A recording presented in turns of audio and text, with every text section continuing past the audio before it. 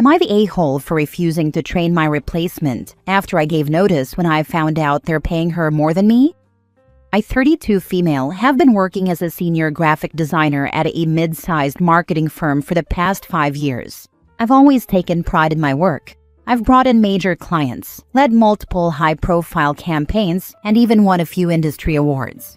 I genuinely believed my contributions mattered.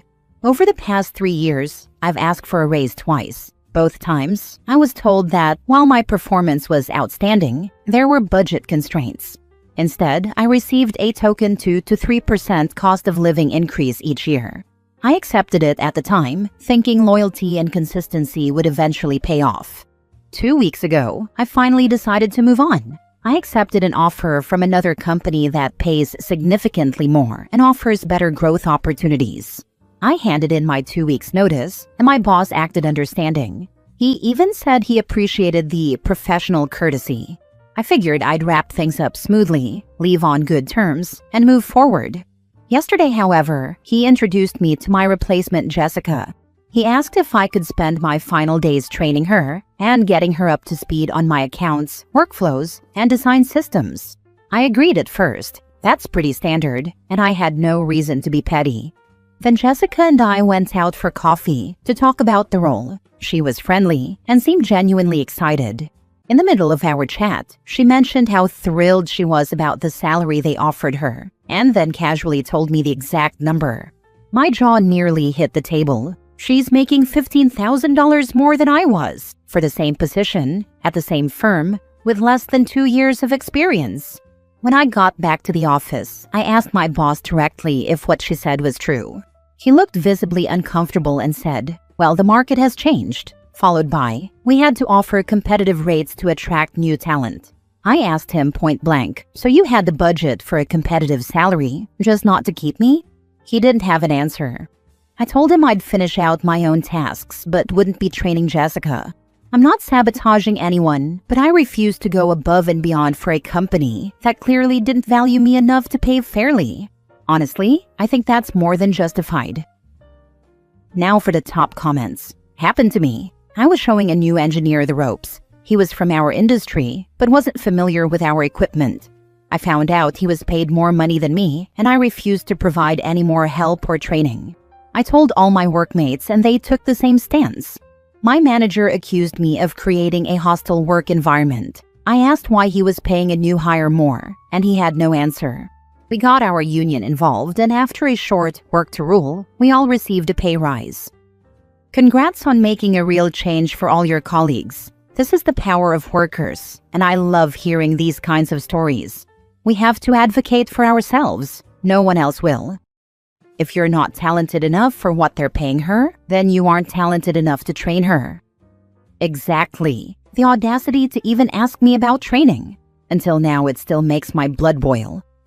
It happens more than you realize. Don't take it personally. Complete your 2 weeks and then move on to a better job with a higher salary. Hopefully your new company has a better name in the business. That always feels good. Exactly. They only get loyal till they see a bigger number on someone else's check. Loyalty don't pay bills. Do your 2 weeks. Dip clean. Let them train their own mess next time. Next story. Am I the a-hole for refusing to cover my co-worker's shift after she lied about why she needed time off? I've worked at my job for almost 3 years now, and I've always been known as the reliable one. I'm the person everyone goes to when they need someone to cover a shift, swap schedules, or help meet deadlines. I don't mind helping, as long as people are honest about it. Last month, my coworker Jenna asked if I could cover 2 of her weekend shifts. She said her grandmother had suddenly fallen ill and she needed to be with family. Of course I said yes without thinking twice. I even canceled some personal plans because I didn't want her to stress while dealing with something serious. Well, fast forward to the following week. I open Instagram and guess who's posting stories from a 3-day music festival out of town? Jenna. I thought maybe it was old footage, but the posts were clearly time-stamped and mutual coworkers commented things like, "You look amazing. So glad you finally made it." When I asked her about it, she first laughed and said, "Oh, you weren't supposed to see that." Then she told me she just really needed a break and that I wouldn't have agreed if she'd told the truth. I was shocked by how casual she was about lying. I told her I'd help others when I can, but I won't be covering for her again, especially after that. She rolled her eyes and told me to relax because it's not that deep. Now she's telling other co-workers I'm selfish and don't know how to have fun.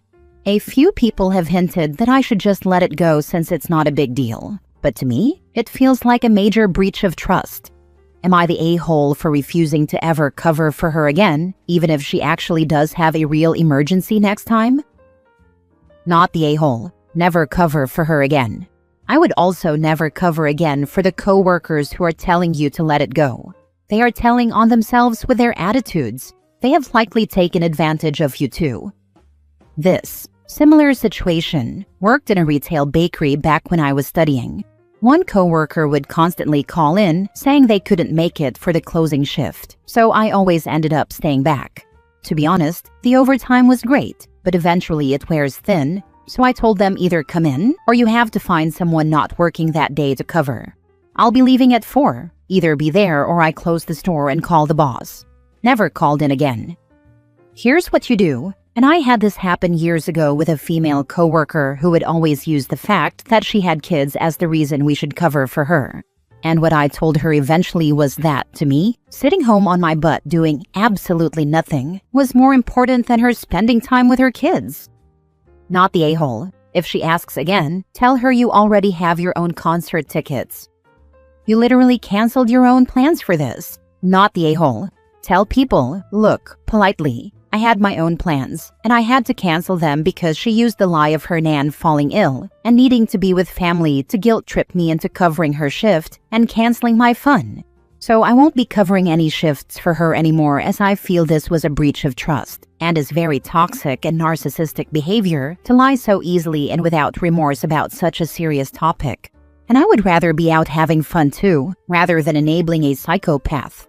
She should do things on her day off or plan better in advance as everyone else has to.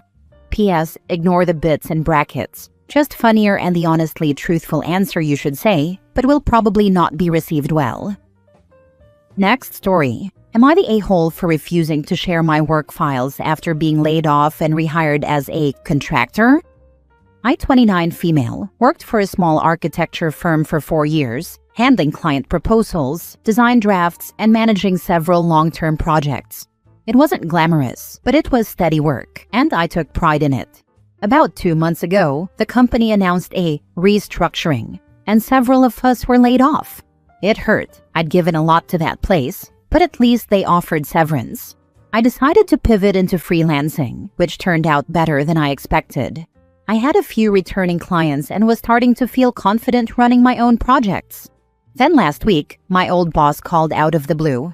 He said they were overwhelmed with unfinished work and asked if I'd consider coming back, but only as a contractor. He framed it like an opportunity, flexibility, autonomy, all that. I agreed to a short-term contract just to finish the projects I'd originally started. I figured it would be an easy transition and a good way to maintain professional ties. That's when things started getting weird. A few days in, they asked me to hand over all of my design files from the past year, including ones from after my layoff. When I asked why, my boss said those designs were based on ideas developed during employment and therefore belonged to the company.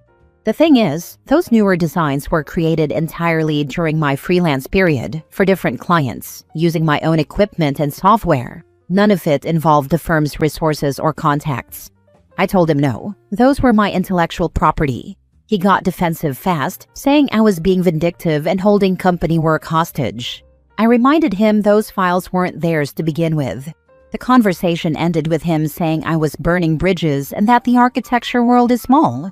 Now, they're threatening not to renew my short-term contract. My boyfriend thinks I should just give them the files to keep the peace. But honestly, it feels wrong. Those designs are my livelihood, the foundation of my freelance career. Giving them away would mean giving up my independence and letting them exploit work they didn't commission or pay for. I've worked too hard to let that happen again.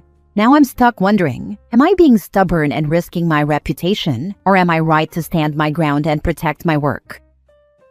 Your boyfriend is an idiot, not the a-hole. Tell them if they are accusing you of stealing that you'll sue them for defamation, so they better watch what they say because you don't respond to threats.